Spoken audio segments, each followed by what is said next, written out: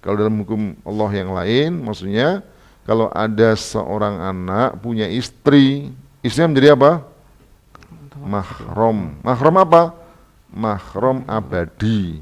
Jadi kalau misalnya diceraikan anaknya atau misalnya ditinggal mati anaknya, maka mantan menantunya tadi tidak boleh dinikahi.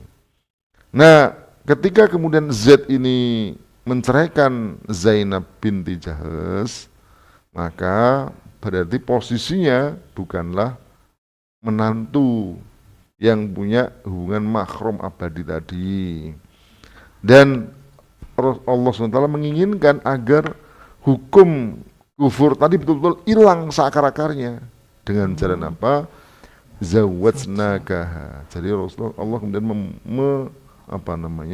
menikahkan, kami nikahkan kamu dengan dia si Zainab binti Jahsh tadi. Ya, jadi hubungan ayat ini sebenarnya untuk memastikan bahwa Rasulullah itu bukanlah bapaknya Z tadi. Lalu kemudian bukankah Rasulullah punya anak namanya Qasim, ya, beberapa ada 7 ya, 7 itu 4 laki-laki 4 perempuan 3 laki-laki, ya termasuk Ibrahim ya. Qasim siapa lagi? Qasim, Nabi disebut Abul Qasim ya. Lalu kemudian kedua siapa lupa saya. Kemudian yang ketiga namanya Ibrahim. Mengapa tidak disebut misalnya Abul Qasim sehingga disebutkan Aba Rijalikum? Karena dalam bahasa Arab rijal laki-laki itu adalah seorang laki-laki yang sudah mencapai usia baligh. Jadi kalau sebut rojul jamaknya rijal itu sudah harus melampaui usia baligh. Kalau belum balik bukan rojul namanya, ya gulam, anak-anak mestian.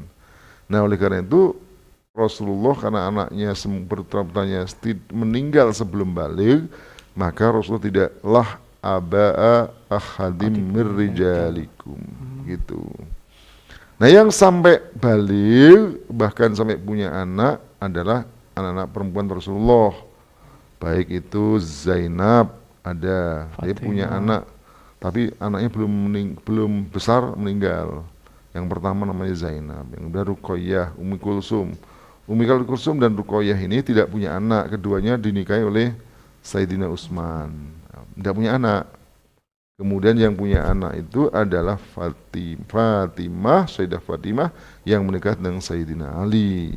Itu punya anak 2 namanya Al-Hasan dan Al-Husain. Lalu kemudian Rasulullah kemudian beranak pinak. Nah, kemudian menjadi sampai sekarang itu apakah mereka masih putra-putri Rasulullah? Ada pengkhususan memang Rasulullah itu.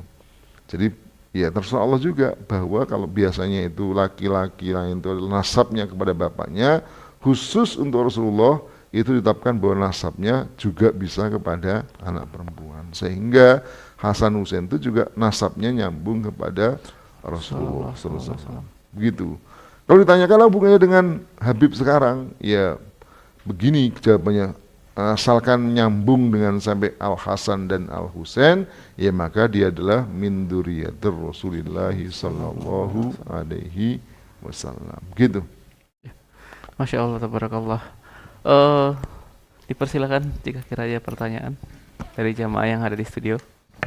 Assalamualaikum warahmatullahi wabarakatuh. Assalamualaikum. Tadi kita sudah pahami bahwa Al-Quran adalah mukjizat daripada Rasulullah SAW.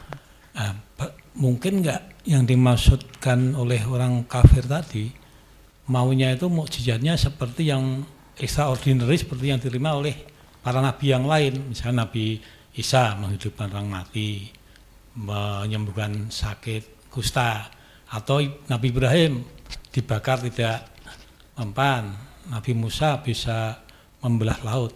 Nah yang dimaksudkan mukjizat seperti itu mungkin nggak seperti itu? Iya. Mungkin, tetapi sebenarnya itu juga Rasulullah yang mukjizat seperti itu banyak juga, dan mereka menyaksikan.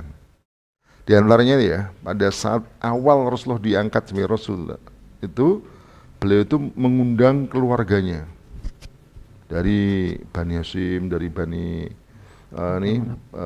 Pokoknya keluarga lah diundang Rasulullah SAW, yang pada saat pertama kali beliau mengundang itu, kemudian mereka disuguhi makanan.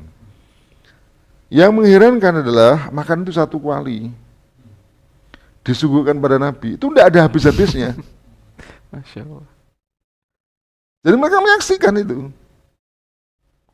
Menyaksikan. Jadi itu seperti itu. Ya. Dan itu juga tidak membuat mereka langsung masuk Islam gitu Rasulullah. Sekalipun mereka juga melihat mukjizat yang nyata seperti itu. Pernah ada Rasulullah punya apa ya, kelihatan pohon dipanggil, jalan pohon itu. Mereka minta apa ini? Jalan, mereka balik lagi. Tapi juga tidak membuat mereka beriman kepada Rasulullah SAW. Ya. Demikian juga yang diberitakan Quran, sakkal qamar, terbelahnya apa namanya? Rembulan. Juga mukjizat Rasulullah SAW. Mereka juga melihat peristiwa itu, tetapi juga tidak membuat mereka beriman. Isra Mi'raj itu sebenarnya mukjizat Nabi juga kalau kita lihat. Karena kan Rasulullah itu bercerita tentang perjalanannya dari Masjid Haram ke Masjid Aqsa, Palestina. Apa mukjizatnya? Ketika Rasul menceritakan itu, lalu kemudian mereka minta bukti, benar tidak kamu, Muhammad, kok sana itu? Rasul bisa menceritakan lagi apa yang di Masjid Aqsa itu, bisa menceritakan apa yang di kota itu. Jadi dalam cerita itu, dalam riwayat disebutkan Rasulullah SAW itu diperlihatkan pintunya di mana, poin. Dan itu pada saat itu disaksikan oleh orang yang pernah ke Masjid Aqsa. Dan setiap Rasul mengatakan begini, dia membenarkan, benar, benar. Itu. Jadi mereka tidak bisa, tetap aja mereka tidak kemudian beriman. Rasulullah SAW juga cerita bahwa apa? Sepulang dari Mi'raj itu, bertemu dengan apa? Rombongan ontanya ada yang tersesat segala macam. Dan Rasulullah juga mengatakan mereka dalam perjalanan yang beberapa hari ke depan dia akan nyampe ke Makkah. Ditunggu benar, datang onta rombongan dan mereka bertemu dengan ada orang yang ngasih makan apa minuman saya penuh. Jadi itu nyata tuh. Mereka bisa membuktikan. Tidak kemudian mereka beriman. Dan sama juga kalau kita lihat, Fir'aun melihat Nabi Musa melemparkan tali menjadi ular. Ya nggak beriman juga. Iya. Bahkan sebagian besar yang nggak beriman, tentara-tentara Fir'aun, rakyat di negeri Mesir yang meski mereka menyaksikan dengan mata kepala, itu tidak kemudian mudah mereka beriman. Yang beriman itu yang orang-orang yang ikhlas seperti ahli sihir. Nabi Musa bisa menyembuhkan orang mati. Itu tidak kemudian bisa mereka beriman juga, tetap aja kafir. Nabi siapa lagi? Nabi Hud, Nabi Soleh. Apa mereka mintanya? Unta. Keluar tuh unta dari belahan batu. Nyata mereka, tapi tidak kemudian mereka beriman. Akhirnya kemudian Allah SWT siksa. Bahkan akhirnya kan unta yang mukjizat itu mereka bunuh.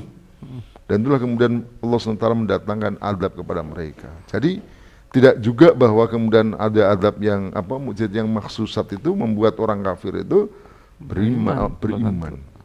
Faktor utamanya kalau kita lihat itu seperti dalam Quran disebutkan, setelah Allah SWT bicara tentang Quran itu ya, kalla bal tuhibbunal ajilah wa tadharunal akhirah.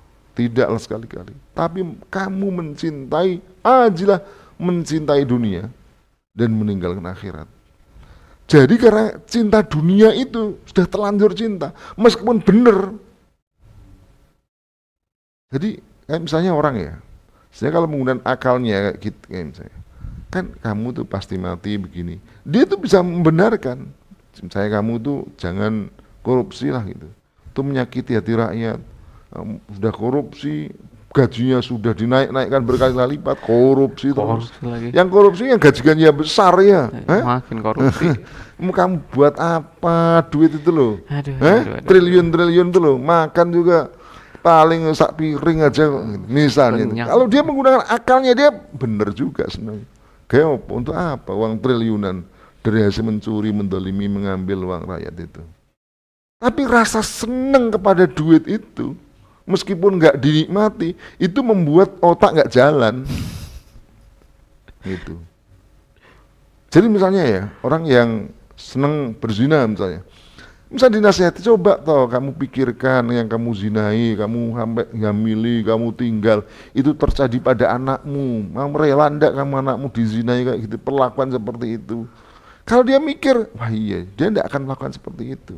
Tapi rasa seneng syahwat itu mengakibatkan otaknya nggak jalan. Jadi semua orang itu sebenarnya otak nggak jalan, akal nggak jalan itu karena kegedean, kebesaran nafsu gitu. Nah ini orang-orang kafir yang mengikuti hawa nafsunya itu. Sebenarnya kalau kita lihat akalnya nggak jalan. Jadi kalau orang itu pakai akal sedikit saja dan dia kemudian objektif, akan dengan mudah menerima kebenaran. Coba kita rasakan semua, kita pikirkan semua, mengapa kita bisa begini? Nah kita gunakan akal, bukan menggunakan nafsu kita. Ketika nafsu menguasai akal kita, udah nggak jalan itu. Seterang apapun kebenaran itu nggak ada gunanya. Persis seperti matahari di siang hari, terang benderang. Tapi apa gunanya siang hari yang terang benderang itu tetap orang nggak bisa melihat ketika apa? Matanya ditutup, seolah-olah nggak ada matahari, lu gelap semua. Padahal gelap itu bukan karena tak ada sinar matahari, tetapi karena matanya yang ditutup. Demikian juga sebenarnya terangnya Quran itu seperti matahari yang siang hari itu. Kenapa kok nggak membuat mereka melihat? Hatinya tertutup seperti matahari tadi, matanya tertutup. Ya terserah kita mau nutup mata apa tidak, mau nutup hati apa tidak, itu sebenarnya. Gitu. Ya, sudah cukup ya saya kira. Masya Allah, tabarakallah, wabarakatuh. Sebuah kesimpulan dari Pak Ye luar biasa bahwa sebuah hidayah itu iman itu harus dipandang secara objektif, tidak seperti tadi di mana orang kafir menyandangkan seorang rasul disandarkan dengan aktivitas makan, aktivitas berdagang dan lain sebagainya yang memang justru itu tidak ada korelasi yang sama sekali. Sehingga pantaslah jika kiranya keimanan itu hadir dari sebuah objektivitas. Masya Allah, tabarakallah. Syukran jazakallahu khairan Fik atas keilmuannya dari Pak Yai. Semoga kiranya Pak Yai dalam keadaan sehat walafiat dan insya Allah agar kemudian Pak Yai dapat memberikan ilmu lagi kepada kami semua di edisi Rabu minggu depannya insya Allah. Syukran jazakallahu khairan Fik. Dan juga terima kasih banyak kepada jamaah yang hadir di studio dan juga kemudian pemirsa yang hadir di media sosial. Semoga kiranya aktivitas ini tidak berhenti di sini. Silakan bagi para jamaah ataupun pemirsa yang hadir untuk senantiasa mengirimkan ulang atau share kepada halayak ramai agar kemudian mengetahui makna benarkah Rasulullah SAW hanya manusia biasa, dan kita bisa menjawabnya bahwasanya dengan bersifat objektif insya Allah kita akan dijaga keimanan kita. Barakallahu lakum. Inilah perjumpaan kita di edisi Rabu malam 20 Agustus 2025 bertepatan dengan 27 Safar 1447, dan insya Allah kita akan berjumpa lagi di Rabu malam esok harinya dalam kajian tafsir Al-Wa'i yang insya Allah masih diampu oleh guru kita Kiai Haji Rahmat Islabib. Dari kita undur diri, kita sudahi dengan kalimatul istighfar, hamdalah dan doa kafatul majelis. Astagfirullahaladzim. Alhamdulillah. Subhanakallahumma bihamdik asyhadu an la ilaha illa anta astaghfiruka wa atubu ilaik. Alafu minkum taqabbal minkum taqabbal karim wa billahi taufiq wal hidayah. Wassalamualaikum warahmatullahi wabarakatuh.